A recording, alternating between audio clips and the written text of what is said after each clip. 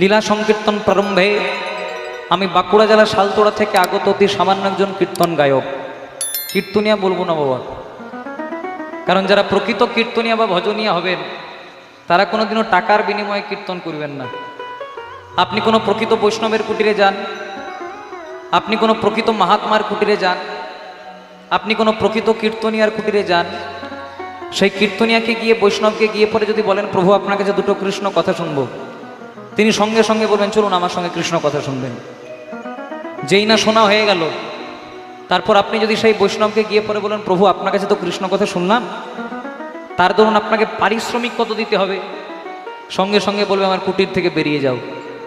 মানে যারা প্রকৃত কীর্তনিয়া সাধু সন্ত মহাত্মা বৈষ্ণব তারা কিন্তু টাকার বিনিময়ে কীর্তন করেন না।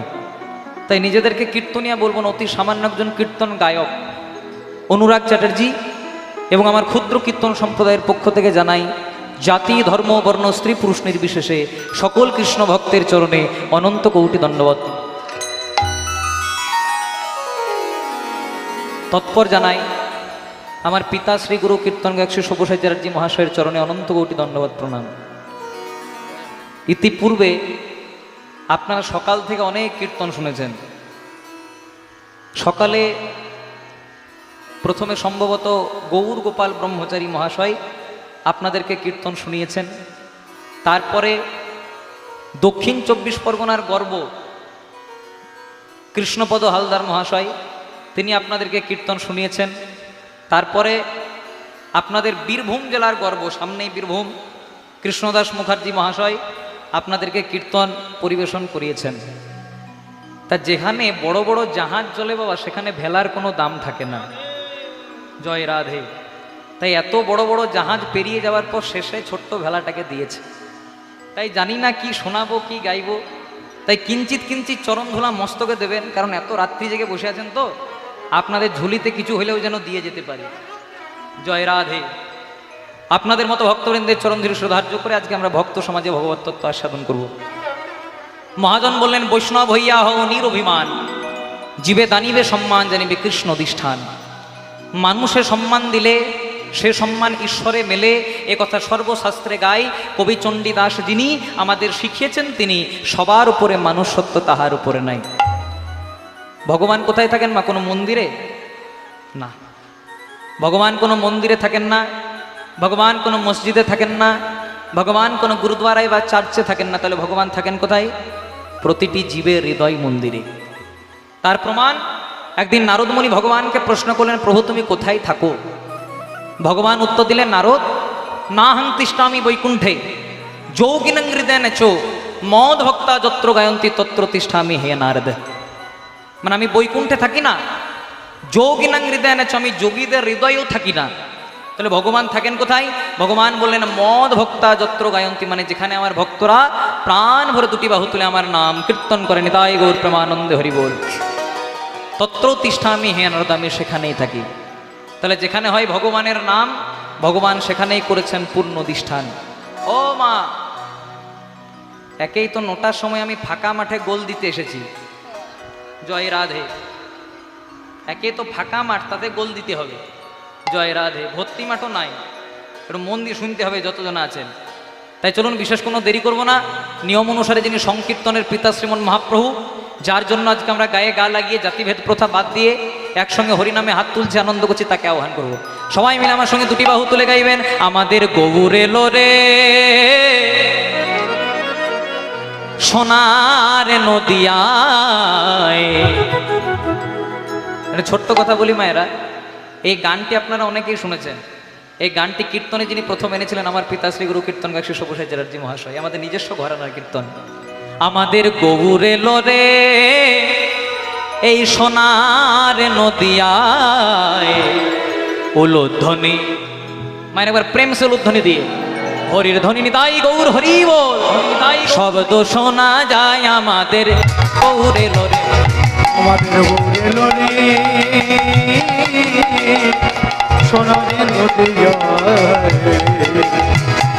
ফুলের ধ্বনি শঙ্খ ধ্বনি শব্দ শোনা যায় আমাদের গৌর এলো রে, আমাদের আমাদের গৌর এলো রে সোনার নদিয়ায়, উলুধ্বনি হরির ধ্বনি শব্দ শোনা যায় আমাদের গৌর এলো রে। তাই গো আমাদের গৌর এলো রে সোনার নদিয়া, উলুধ্বনি শঙ্খধ্বনি শব্দ শোনা যায় আমাদের গৌর এলো রে। গৌর এলো রে সঙ্গে নিতাই এলো রে, গৌর এলো রে সঙ্গে নিতাই এলো রে, গৌর এলো রে সঙ্গে নিতাই এলো রে, গৌর এলো রে সঙ্গে নিতাই এলো রে। ওমার একটু হাত দূরে তোলা যাবে? যত অ্যান্টিনা তুলবেন তত চ্যানেল ধরবে। হাতগুলো তুলে গৌর এলো রে সোনার নদিয়ায়, উলুধ্বনি হরির ধ্বনি শব্দ শোনা যায় আমাদের গৌর এলো রে হরি। আমাদের গৌর এলো রে সোনার নদিয়ায়, উলুধ্বনি শঙ্খধ্বনি শব্দ শোনা যায় আমাদের গৌর এলো রে। আমাদের গৌর এলো রে সোনার নদিয়ায়, উলুধ্বনি হরির ধ্বনি শব্দ শোনা যায় আমাদের গৌর এলো রে হরি। আমাদের গৌর এলো রে সোনার নদিয়ায়, উলুধ্বনি শঙ্খধ্বনি শব্দ শোনা যায় আমাদের গৌর এলো রে। হরি নামে কৃষ্ণ নামে জগৎ মাতায়, মধুর হরি নামে কৃষ্ণ নামে জগৎ মাতায়, শান্তিপুর ডুবু ডুবু নদে ভেসে যায়, ওই শান্তিপুর ডুবু ডুবু নদী ভেসে যায় আমাদের গৌর এলো রে সোনার নদিয়ায়, উলুধ্বনি হরির ধ্বনি শব্দ শোনা যায় আমাদের গৌর এলো। তাই গৌর হরি হরি গৌর এলো রে সোনার নদিয়ায়, উলুধ্বনি শঙ্খধ্বনি শব্দ শোনা যায় আমাদের গৌর এলো রে। আমাদের গৌর এলো রে সোনার নদিয়ায়, উলুধ্বনি শঙ্খধ্বনি শব্দ শোনা যায় আমাদের গৌর এলো রে। হরে কৃষ্ণ কৃষ্ণ কৃষ্ণ হরে হরে, হরে রাম রাম রাম হরে হরে। একসঙ্গে মেরে সবাই হরে কৃষ্ণ কৃষ্ণ কৃষ্ণ হরে হরে, হরে রাম রাম রাম হরে হরে।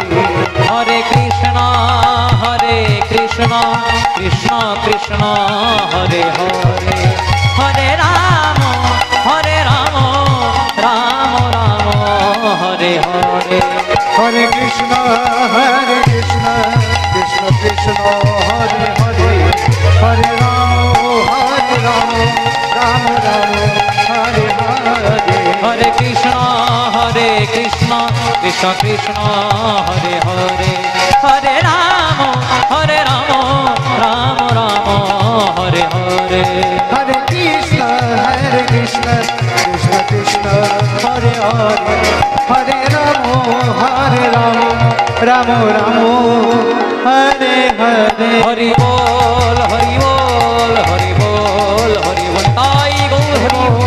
হরি বল হরি বল হরি বল, হরি বল হরি বল হরি বল হরি বল। আমার সঙ্গে জয়ধ্বনি দেবেন মা। বলো বলো শ্রীকৃষ্ণ চৈতন্য মহাপ্রভু কি। আরেকটুকু জোরে হবে কি? হ্যাঁ জোরে দিতে হবে। জগৎগুরু নিত্যানন্দ প্রভু কি। বাহ। মহাদেব অবতার অদ্বৈতাচার্য প্রভু কি। পরম বৈষ্ণব শিবাস প্রভু কি। রাধা স্বরূপিনী গদাধর প্রভু কি। আপন আপন পিতা মাতা কি। নিজ নিজ গুরুদেব কি। কীর্তন ভালো লাগছে কি?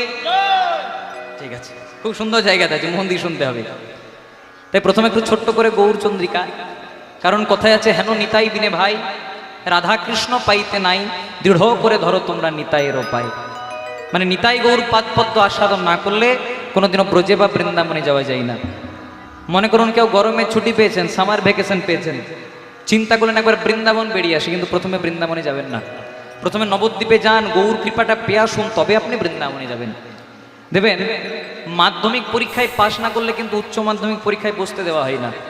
প্রথমে মাধ্যমিক পাশ করতে হয়, তবে উচ্চ মাধ্যমিক। তেমনি নিতাই গৌরের পদ্ম আস্বাদন না করলে কোনোদিনও ব্রজে বা বৃন্দাবনে রাধা কৃষ্ণের যুগল মাধুরী আস্বাদন করা যায় না। তাই ছোট্ট করে প্রথমে একটু গৌরের ভাগ, তারপর আমরা বৃন্দাবন আজ আমাদের আস্বাদনের বিষয় তা আমরা আলোচনা করব। জয় নিতাই।